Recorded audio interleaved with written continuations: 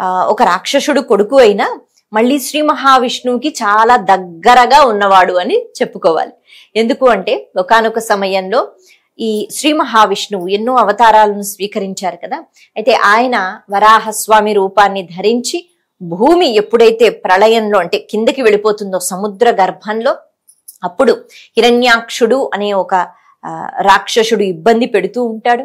అటువంటి సమయంలో భూమాతను, భూమిని పైకి లేపిన స్వరూపం కదా. అలాంటి సమయంలో ఈ వరాహస్వామి భూదేవిని పైకి తీసుకొచ్చారు, ఉద్ధరించారు, రక్షించారు.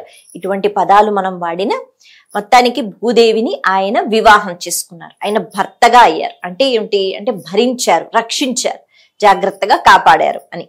ఆ సమయంలో అలా ఆయన ఆ రూపంతో భూదేవితో ఉండడం జరిగింది. కొన్ని ప్రదేశాలలో మనకి ఈ వరాహస్వామి ఆలయాలు కూడా మనకి అందుకే కనిపిస్తూ ఉంటాయి ఎక్కువగా. అలా అవతార స్వీకరణ వెంటనే విడిచిపెట్టడం అన్నది కాకుండా. అయితే అటువంటి సమయంలో ఈ భూదేవికి అలాగే ఈ వరాహస్వామికి పుట్టినవాడు నరకాసురుడు.